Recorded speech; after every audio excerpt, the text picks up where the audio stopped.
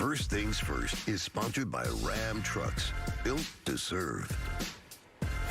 Good morning, everyone. Welcome to First Things First. Jenna Wolf, Nick Wright, Brandon Marshall, Kevin Wilds. America settles something for us. Every morning right before we come on the air, we have a discussion. To wear or not to wear a tie. Kevin Wilds has been pushing for a tie. Nick is holding strong. I'm going to wear a tie no tomorrow. tie. And every morning, Nick wins. So Wilds is going to wear it. Is that what we're doing? You're wearing a tie Wilds tomorrow? can wear whatever he wants. Yeah. Nick, he wants everyone on board, Nick. He wants a uniform. With the tie? One for all, all for one. We're unbuttoning? We'll do it casual We're going Friday. chest hair, No, we're not Brandon? unbuttoning. You know what? Let's just dive into the show. That was my mistake. My mistake. I went somewhere I shouldn't have. Let's start in the NFL. Packers and Bucks this weekend. It's America's Game of the Week. It's Sunday. It's on Fox. It's going to be a doozy. Both teams coming into the season with Super Bowl aspirations, but only one really looking the part, and that would be the undefeated Green Bay Packers. Green Bay's offense averaging a league best 38 points per game. The Bucks offense averaging like 4 or 5 downs per possession. Whatever. Sorry, Tom. Packers, Bucks, Yes. Rodgers, Brady. Yes, Nick, let us start with you. Who is this game more important for heading into Sunday?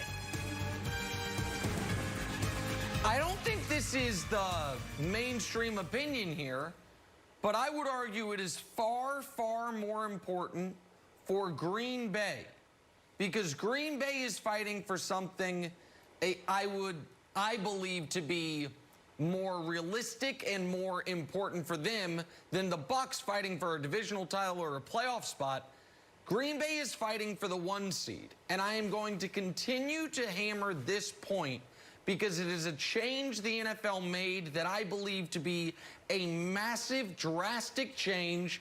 And we know they made it, but we haven't seen the real implications of it, which is the expansion of the playoffs, which has led to the contraction of the number of byes.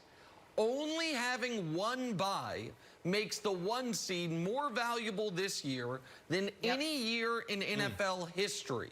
And in the NFC, I would argue, it's even more valuable than that, because it's not only that you, with the 1 seed, you would get the only bye, but you also would be on track to be in your first playoff game. Who would you play?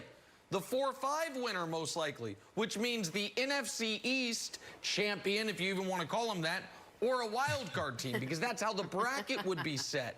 Yeah. So if you're Green Bay and you see what Brandon's guy, Russell Wilson, is doing it cross country in Seattle, and they're still undefeated, and they're putting up record-breaking numbers, and they're calling DK Metcalf Jerry Rice, every single game isn't a must-win, but it almost is. Because I think you're going to need 13 wins minimum, Brandon, to get the 1 seed.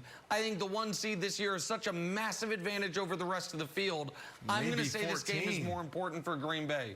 Yeah, 14. You're right. I mean, a minimum of 13, Brandon, and maybe 14. Correct. Yep. Yeah, you know what, Jenna, I think this is equally important to both teams for 2 separate reasons. When you look at the Green Bay Packers, they're trying to separate themselves from the pack. They're trying to separate themselves from the entire NFL. Like what Nick said, they're playing for something different. There's something to be said about going 5-0, 6-0. 4-0, we see this a lot. We see this every year. It's hard to turn on the tube come week 6, week 7, and see someone standing undefeated. So they're trying to separate themselves. And then when you look at the Tampa Bay Buccaneers, they're trying to separate themselves from the division. You got the Saints at 3-2. You got the Panthers at 3-2. And they're trying to get what the Green Bay Packers have, and that is mojo. So, Wilds, I don't know how you look at this, but this is going to be a really good game. This is the number 2 offense going against the number 2 defense. It's must-see TV. You know what I think is interesting, Brandon? If you're a Packers fan and you love Aaron Rodgers, aren't you rooting for a Packers blowout? Because if you're Aaron Rodgers and you drafted Jordan Love, you went on Kyle Brandt's podcast, and you're like, I kind of wanted to finish my career here. You're looking across the field, and you're like, how's that guy going? He was with his career, his whole career with 1 team, left. And I think if the Bucks get destroyed Aaron Rodgers has a better chance of staying in Green Bay because I think it looks like it's like, Favre was kind of up and down, had some good moments with the Vikings. Peyton Manning won a Super Bowl. That's good. Joe Montana, there's pretty good with the Chiefs. Drew Brees is not going anywhere. But if I look across the field and I see Tom Brady just getting waxed, 35-0, I might say, you know what? I'm going to try to make this Packers thing work, Jenna. I don't really want to leave. This really put a shock into me. So I think it's big for the Packers this year and for beyond, for Aaron Rodgers' career, that we're going to look back at this game as a turning point in what he decides to do in a few years. All right, so then let me ask it this way, Nick. Well, you know, just some extremes.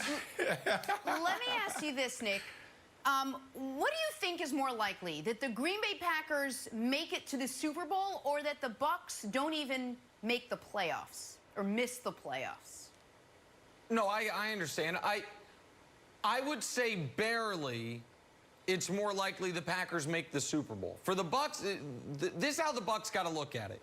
I know I was talking about how there's 7 teams that make the playoffs, but one of those 7 is going to be the winner of the NFC East, so put them in their own category. Then you've got the other 12 teams, the teams in the West, the South, and the North, those 12 teams competing for 6 spots. There's currently 8 of those 12 that are above 500. Those teams are Arizona, the Rams, the Seahawks, the Saints, the Bucks, the Panthers, Green Bay, and Chicago. So if you're trying to figure out which 2 teams are going to be on the outside looking in, I think most people would say, well, Carolina is probably not going to get there. And then who is the other team on the outside? Arizona's look shaky. I believe in Chicago, but I don't think many people do. Right. Now, most people don't believe in Chicago. I happen to believe in Chicago. I think they got a good coach. I think Foles will be a big upgrade eventually over the course of the season from Trubisky. But it's those teams, Arizona, Carolina, Chicago, and Tampa. Those 4 teams, to me, are competing for 2 spots. I think it's more likely the Bucks get left out of one of those spots than the Packers don't make the Super Bowl this year, because I think the Packers are competing with 1 team right now for the Super Bowl, and that's the Seattle Seahawks, Brandon. Yeah, Nick, you took the words out of my mouth.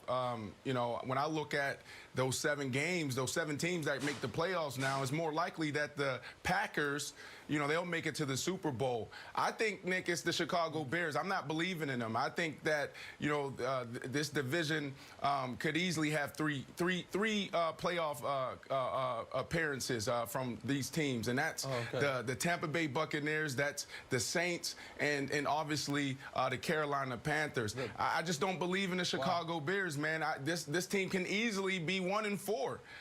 So I think that's the odd team out. All right, Packers and Bucks this Sunday on Fox. Must-watch TV in the NFC. We got some must-watch football in the AFC as well. How about little Browns and little Steelers? Big Ben versus Baker next. First things first.